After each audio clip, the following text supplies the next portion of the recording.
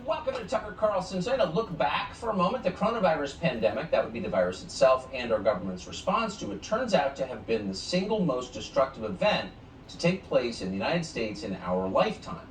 So destructive that it's going to be many years before we know for certain what the last 2.5 years have cost all of us. But even now, the outlines of it are clear. COVID crashed our economy, first and foremost. GDP fell by the biggest percentage since the Great Depression. 22 million Americans lost their jobs in the first 2 months of the lockdowns. Remember that? What you may not know is that at least 5 million of them never went back to work. They dropped out of the workforce apparently for good. At the same time as fewer people were working, thanks to the profligate lunacy of our leaders, our national debt rose by nearly $10 trillion, unprecedented. And along with the debt, our debt to China also rose. And then at the level of our society, every bad thing became more common. Drug ODs, suicide, illiteracy, crime, all of them skyrocketed. So did obesity, anxiety, and alcoholism, and virtually every other marker of social decay. Marriages and birth rates, meanwhile, dropped. So did church attendance. We could go on, but you know what happened because you live here. And none of that is even counting the deaths from the coronavirus itself. That's a topic that public health authorities have lied about so consistently that we'll likely never know what the real number is, but we can be confident the toll was in the hundreds of thousands. So on every level, COVID crushed America. Centuries-old traditions just evaporated. It's a different country and not a better one. But that doesn't mean that everybody suffered under COVID. Countless small businesses went under. That devastated our middle class. But at the same time, thanks to the lockdowns, the tech monopolies thrived. Apple, Google, Amazon all saw their market caps explode. Jeff Bezos wound up much richer than ever before, not that he needed the money. But no group benefited more from the COVID pandemic than the leaders of communist China. By April of 2021, that would be more than a year into COVID, when we were suffering here, in China, the GDP had reached the highest level ever recorded. China's economy was growing faster after the pandemic than it had been before the pandemic. And as a result of that, China will soon overtake the United States as the world's dominant economy. Soon. Now, if someone had predicted that to you 10 years ago, you would have laughed. It would have seemed ridiculous. But that was before COVID. Now it's real, and COVID made it possible. In other words, the coronavirus didn't simply change the United States. The coronavirus changed the balance of power in the world forever. So when you think of COVID that way, and that's the way the people who run governments think about it, trust us, when you think of it that way, it becomes pretty obvious that this was more than an overhyped public health emergency. In fact, it may very well have been a crime, the greatest crime in history. Was it? It's hard to think of a more important question than that. And yet our leaders seem curiously uninterested in answering it. Shortly after Joe Biden took office, he ordered the intel agencies to determine where COVID came from. And the report he got back stunned him. It was inconclusive. There were two theories, of course. One was that COVID came from a lab leak in Wuhan. The other was it came from a pangolin or some kind of animal. Here's what the intel agency said. The majority of elements within the intel community do not believe there's sufficient information to assess one to be more likely than the other. That may seem like not a big deal to you, but if you were the Democratic Party, if you'd spent a year dismissing any talk of a lab leak as a racist conspiracy theory, this was stunning. Because it suggested that actually the CIA thought it was entirely possible that the Chinese government manufactured coronavirus. So in May of last year, Joe Biden publicly, very publicly, sent that report back to the intel agencies and told them to, quote, redouble their efforts to find out where COVID came from. And he gave them a deadline of 90 days. In August, the report arrived. It was just a page and a half long, but it was more conclusive. Quote, one IC element assesses with moderate confidence that the first human infection with the SARS-CoV-2 most likely was the result of a laboratory-associated incident, probably involving experimentation, animal handling, or sampling by the Wuhan Institute of Virology, end quote. Now, that should have been a running headline for months after it wasn't and almost immediately disappeared, but think about what they're saying. A lot of people in the intel community believe this came from a lab, not on talk radio, people who work at the CIA. And there are a lot of reasons to think they're right. State Department officials had visited that lab in Wuhan back in 2018, and according to the Washington Post, quote, they sent 2 official warnings back to Washington about inadequate safety at the lab, which was conducting risky studies on coronavirus from bats. Then it turns out one of the biggest funders of the Wuhan lab, that'd be a man called Peter Daszak, who received millions in grants from Tony Fauci, boasted about manipulating coronaviruses in a lab right before the pandemic began. Remember this? The coronaviruses are pretty good. I mean, you're a virologist, you know all this stuff, but you can manipulate them in the lab pretty easily. It's just spike protein drives a lot of what happens with the coronavirus, zoonotic risk. So you can get the sequence, you can build the protein, and we work with Ralph Baric at UNC to do this. Insert it into a backbone of another virus, and do some work in the lab. That's an incredibly incriminating piece of tape. And yet that man, Peter Daszak, has not been hauled before a congressional committee. Has the CIA spoken to him? There's no evidence that they have. It looks to be that the experiments he was conducting, in part with American tax dollars, may have led to the destruction of the U.S. economy and millions of deaths. The Times of London reported that a virus 96% identical to the Wuhan coronavirus had been found in an abandoned copper mine in China in 2012. That virus was collected in 2013 and then stored and studied at the Wuhan Institute of Virology. And then on this show, we spoke to a Chinese virologist who says she was at the scene, who said that COVID originated from a lab experiment. All this was taking place in public. Our intel agencies could not deny it. But in their report, they gave Joe Biden an out. In their report that was not even 2 pages long, they said that in order to reach a definitive conclusion about where the virus came from, we would need the help from the government of China. And of course, the intel agencies knew we would never get that help. Quote, China's cooperation most likely would be needed to reach a conclusive assessment of the origins of COVID-19. So if you're the Biden administration and you really wanted to know where COVID came from, that line would justify putting immense pressure on the government of China to hand over the answers so we could find out what the hell just happened. But Joe Biden didn't do that. A few months after the intel community's second report came out, a reporter asked Joe Biden, why haven't you followed up on their recommendation and pressured the government of China to answer basic questions about where COVID came from? And you may remember this, or maybe you've never seen it before. Here's Biden's response. He just smiled and walked away. 800,000 coronavirus deaths. If you have to take your responsibility, why haven't you asked China to do more to be transparent on the origins? He just smiled and walked away. And no one followed up. There was no outrage in the United States Congress. No one in the media yelled at him for that. It was clear that Joe Biden had zero interest in finding out where the virus came from and whether or not China was involved. Now, why is that? Well, the Chinese government has made Joe Biden's family extraordinarily rich, richer than we knew. In fact, we just learned from the Washington Free Beacon that the Biden administration has sent 1 million barrels of oil from our, not belonging to him, but to us, the American people, our strategic petroleum reserve to a Chinese-owned energy company that Hunter Biden has invested in. Remember they used to tell you that the Trump kids are so corrupt? All of them got poor after 4 years of the Trump administration. But not Joe Biden's son. But it's not just Biden and his administration that has ignored China's potential involvement in creating COVID. The media are not interested either. Why is that? Well, keep in mind the government of China pays American media a lot of money. And in exchange, why not ignore what could be the crime of the century? In recent years, China has spent tens of millions of dollars on advertising in American newspapers. That would include the New York Times. And maybe that's why the New York Times COVID reporter, Apurva Mandeli, sent out this tweet last year, quote, someday we will stop talking about the lab leak theory and maybe even admit its racist roots. But alas, that day is not yet here. So it was racist to ask whether the outbreak of a global pandemic in Wuhan might be related to the Chinese government lab in Wuhan that was experimenting on a version of the same virus. Yeah, that was racist. But the entire media took that posture throughout the pandemic. Note that it's a foreign virus, which it is, and you're a racist. But neither should we panic or fall back on xenophobia.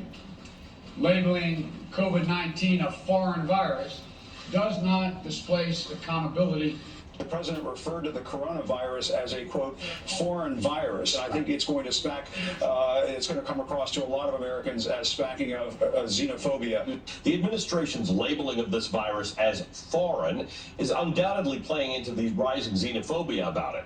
Trump isn't cautioning us to check our racism, but is rather stoking xenophobic sentiment. The president says it's a foreign virus as if this was launched on us like an attack. We know what that's about. That's about him playing xenophobia. Works with his base.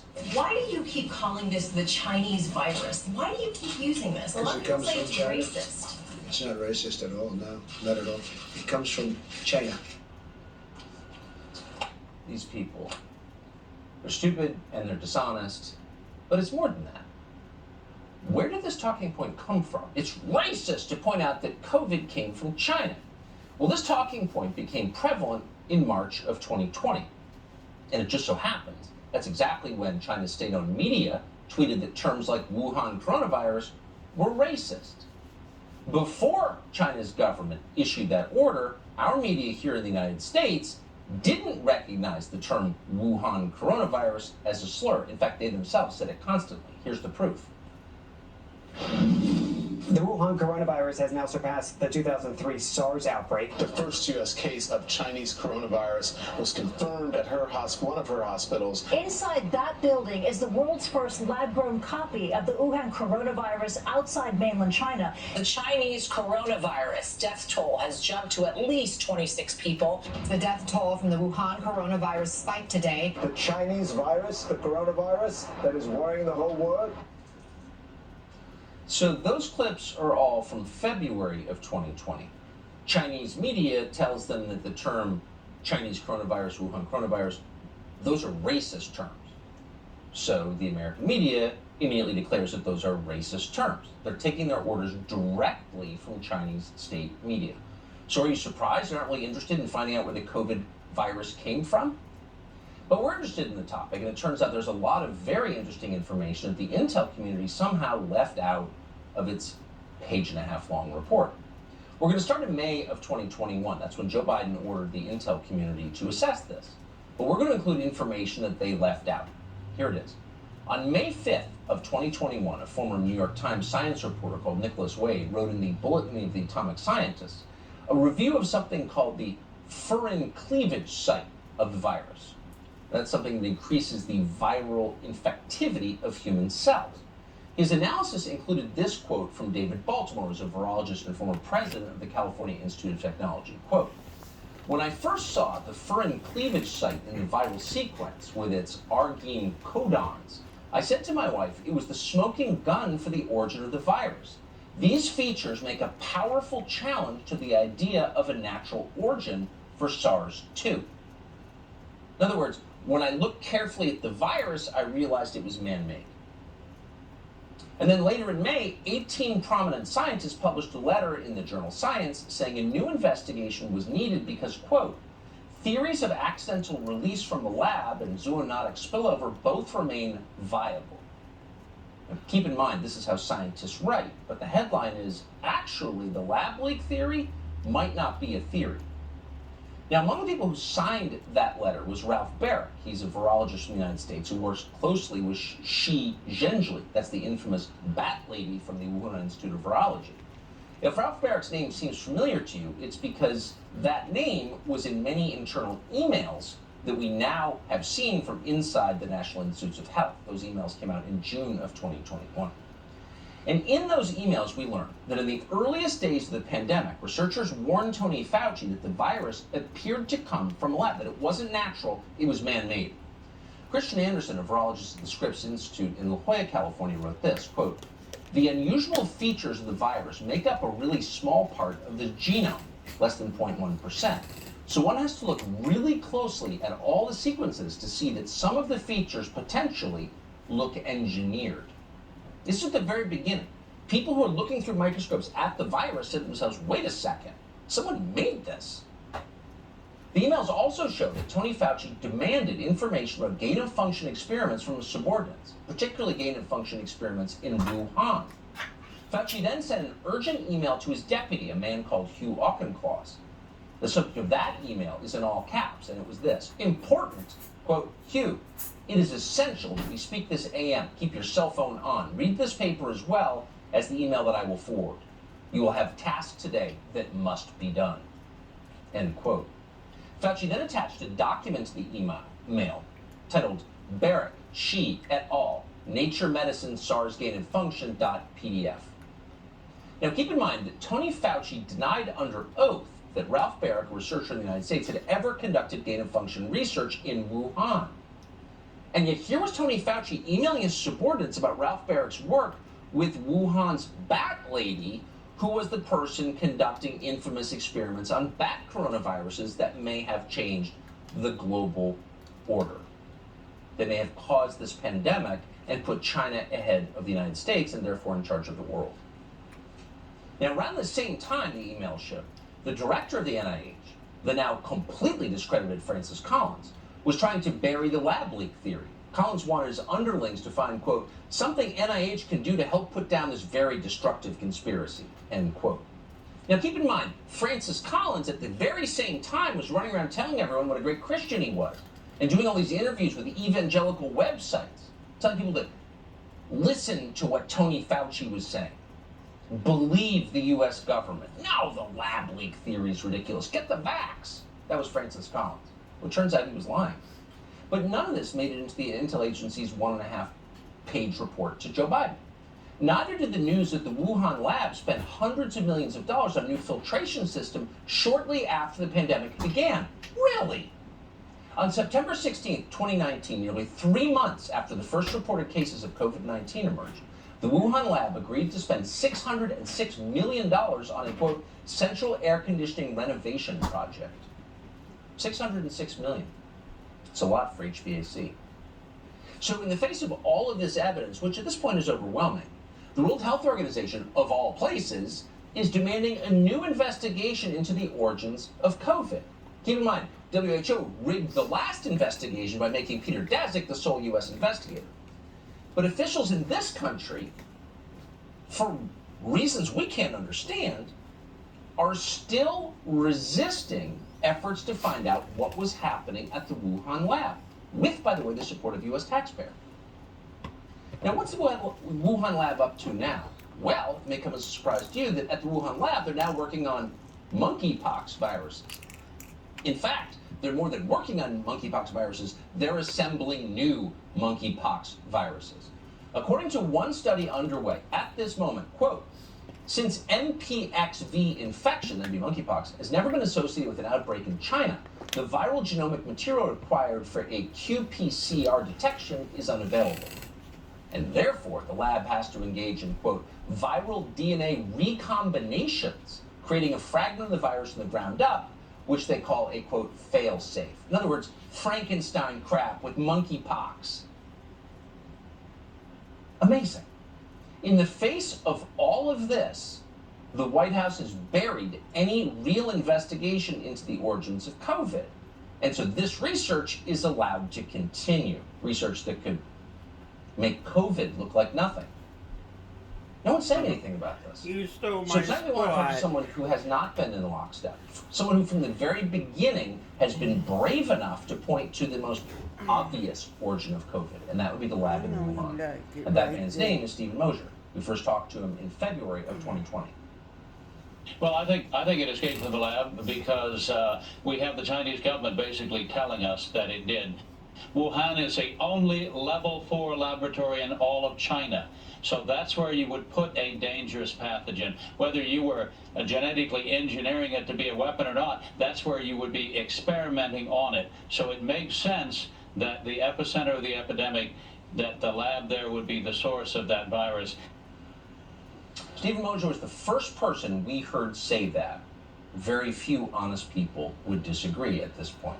Stephen Mosher is the author of The Politically Incorrect Guide to Pandemics, and he joins us tonight. Thanks so much for coming on. Again, I think you've been vindicated, but not in the pages of the New York Times and not from the podium in the White House briefing room. And you have to wonder, how is it 2.5 years later, when the entire world order has been reshuffled thanks to this virus, that the Biden administration and the U.S. Congress aren't trying to find out where it came from? Well, Tucker, I appreciate the vindication from you much more than I would a vindication from the New York Times, which I hardly read anymore and probably won't read at all in the future.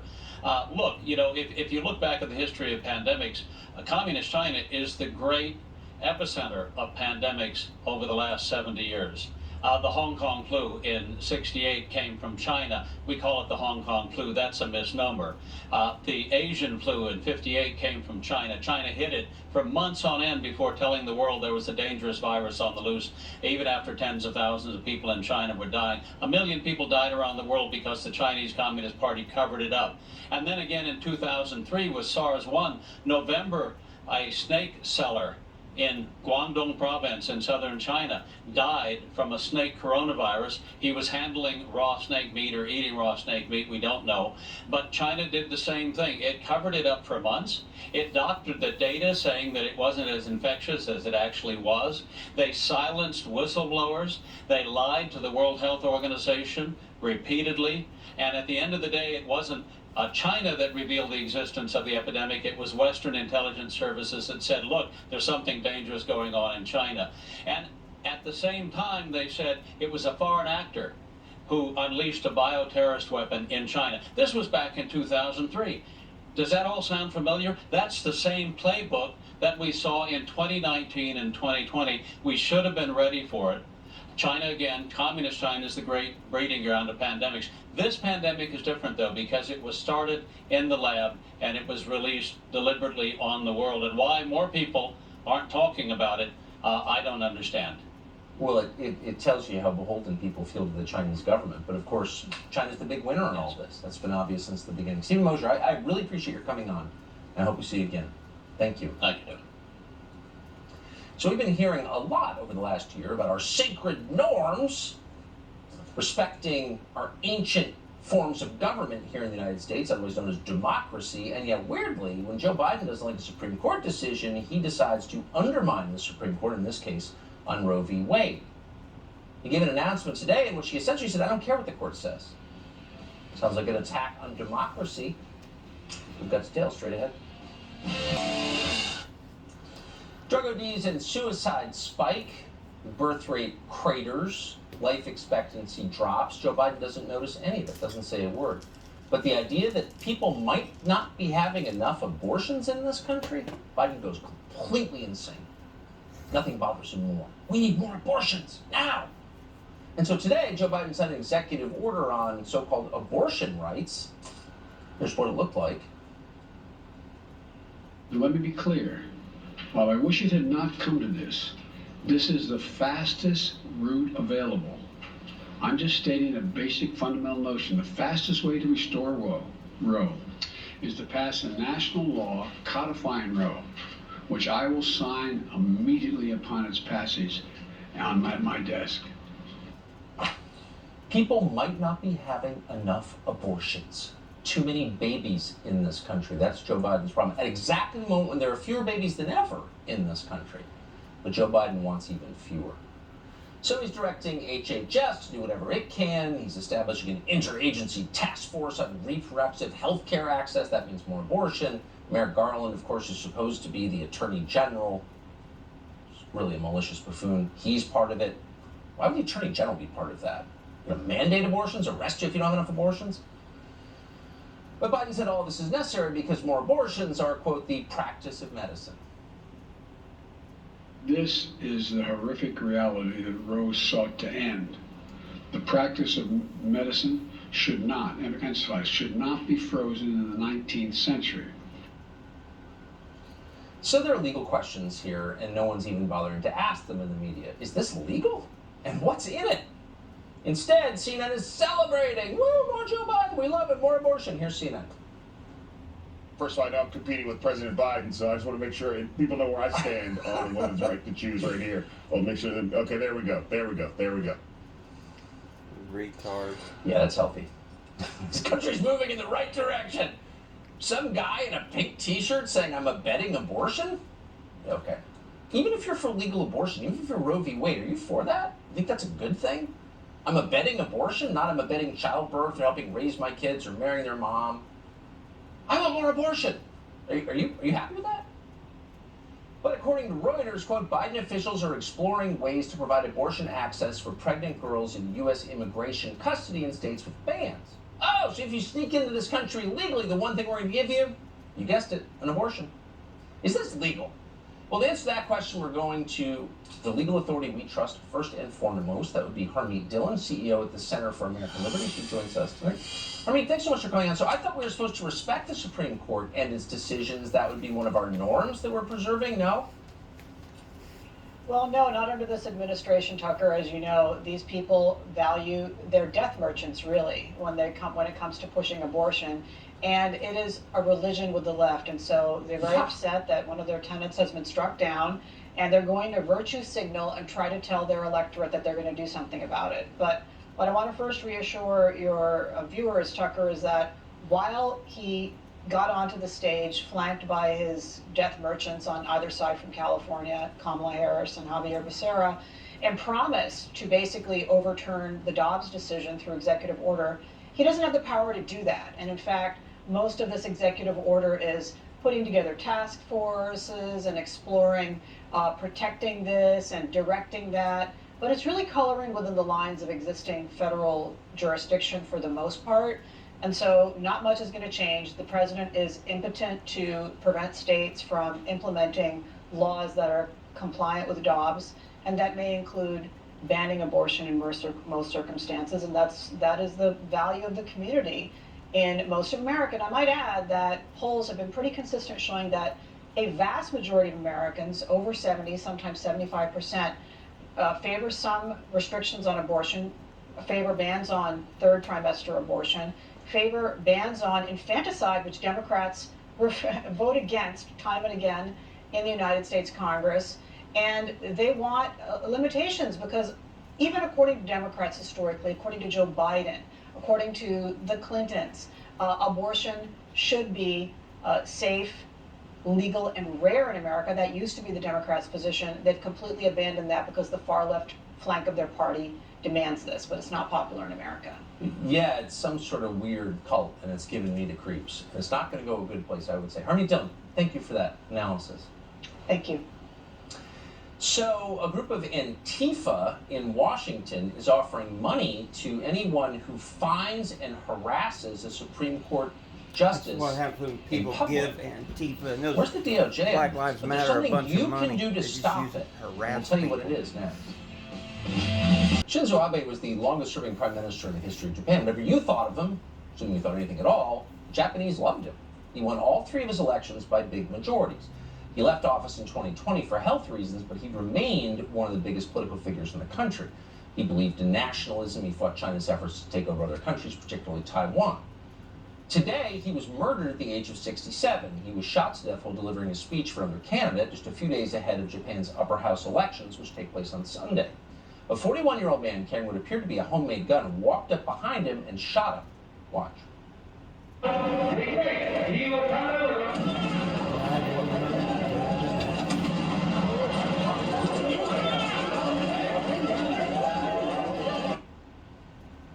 Not surprisingly, Chinese state media gloated about his death. The state-run Global Times called Abe a, quote, controversial Japanese figure who once contributed to China-Japan relations but later tore those achievements apart. Then, not surprisingly, our media here in the United States, which takes millions of dollars from the Chinese government, echoed the Chinese view. The Associated Press went with this headline, Shinzo Abe, powerful former Japan PM, leaves divided legacy. Our own state media, NPR, called Abe a, quote, ultra-nationalist, in other words, a Nazi. CBS reported that he was a, quote, polarizing figure, even though, once again, he was the most popular Japanese prime minister in modern history. A polarizing figure, he was a right-wing nationalist and conservative, and a fierce supporter of Japan's military. He fought to amend the country's pacifist constitution in the face of the rising threat from China. Shinzo Abe was mostly polarizing in New York at media companies that take their cues from the Chinese government. But few people are more dependent on money from China than the Biden family. So today, maybe not surprisingly, Joe Biden used the death of Abe as a justification to push his domestic agenda. Quote, we know that violent attacks are never acceptable and that gun violence always leaves a deep scar in communities that are affected by it. So You use the death of a former prime minister to talk about your stupid gun control agenda. Everything about Biden is fake. From his hair, to his face, to his teeth, to his skin, to the human emotions that he apes on TV. It's repulsive. But speaking of violence, on Wednesday, a mob of Antifa harassed Supreme Court Justice Brett Kavanaugh who was eating dinner at a steakhouse in Washington.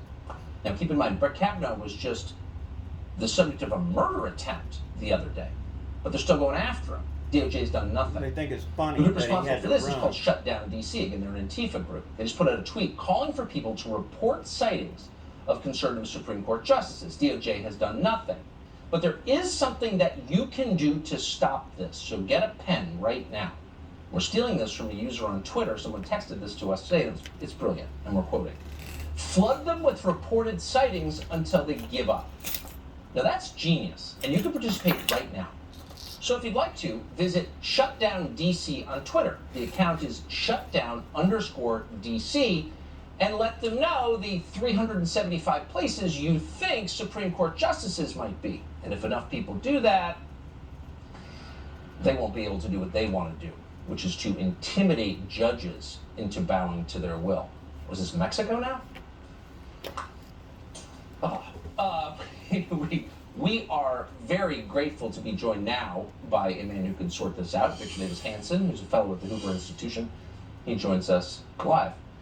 Professor, thanks so much for coming on. So calling on people to harass Supreme Court justices, where does this go, do you think? Well, we know where it goes. It goes to Nicholas Vosky showing up at the home of Brett Kavanaugh wanting to kill him. We have the most sustained attack on the Supreme Court since the court packing of FDR 85 years ago. I mean, the President of the United States went to a foreign country and attacked the Supreme Court in front of a Spanish host. Law professor Elizabeth Warren said it was illegitimate. Somebody committed a felony and leaked a confidential memo from the court. It's a felony to go out in front of a justice's home. We had the Senate Minority Leader just 2 years ago, Chuck Schumer, say that the court, and he named the justices by name, Tucker, Justice Gorsuch and Kavanaugh, you don't know what will hit you. And he said that they had sowed the wind and they reaped the whirlwind. What did he mean by that? They're going to reap the whirlwind and what was going to hit them. And now we have this court packing scheme that arises. It's part of a larger landscape, Tucker, that the left is a revolutionary, it's like the French Revolutionary Jacobin movement. They don't trust any customs, they don't honor any laws. Everything is fluid, and it's legal only to the extent that it's useful. So the 180-year filibuster that they used to treasure as the minority party in the Senate, they want to get rid of it. The 150-year 9-person Supreme Court, get rid of it. It's no longer useful. They can't have a Republican justice flip as they did from Warren to David Souter easily anymore. So like adolescents, they're angry. 50-state union we've had for 60 years. Bring in 2 more states to get senators. Same thing with a national voting law to override the constitutional prerogative of each state to set, balloting laws. And then we have the 32-year-old electoral college. Once the blue wall fell, like little kids, they got angry and said, get rid of it. So the common denominator is all of this is they look at the law as what's useful for the moment for a progressive agenda. And when that is no longer true, then they try to destroy the institution. And that's what they're doing. And it's incumbent on everybody to call them out for what they are. Yeah, and to stop it if you can. The activist left is dangerous, and people need to take steps to protect themselves and their families. I appreciate it. Victor Davis Hanson, as always, thank you. Thank you. There's a brand new show called The Terminal List. Viewers love it. Not all critics do. The man who wrote it, one of the most successful and best writers in America, a novelist called Jack Carr. I'm honored to have him on after the break. Investigations are still on. You recall that earlier this year, Elon Musk said he was going to buy Twitter and restore free speech on the single most important platform for political discussion in this country. Well, there's been a major development in all of that, and Fox's Kevin Corke has it for us right now. Hey, Kevin.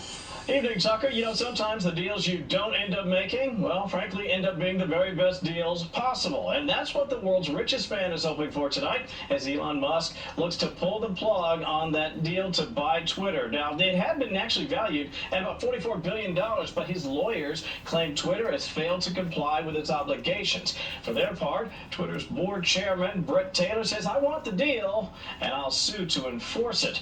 As for Musk, well, he's accusing the social media platform of a bit of trickery. Quote, sometimes Twitter has ignored Mr. Musk's requests. This is according to his lawyers. Sometimes it's rejected them for reasons that appear to be unjustified, and sometimes it's claimed to comply when, well, as you see there, while giving Mr. Musk incomplete or sometimes unusable information. Furthermore, Musk has accused the company of making moves without his consent, which in his team's opinion constitutes a material breach of contract. And in case you're wondering, very next stop, you guessed it, probably court, which means bring your checkbooks. Tucker? Kevin Court for us tonight. Thanks so much. You bet. Some of us are still praying for our free speech rights to be returned to us. Well, you may have heard about, maybe have seen the show The Terminal List, and all the critics love it. The viewers definitely do. The Rotten Tomatoes critic score is 40%. The audience score is 95%. And that's always the best possible sign.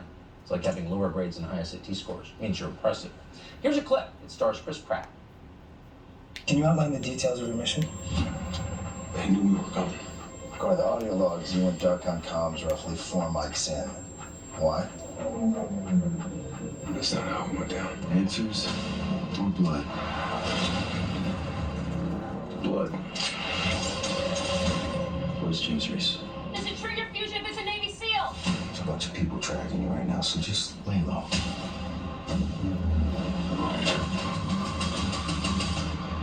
I'm not gonna tell you again. Stay off my list.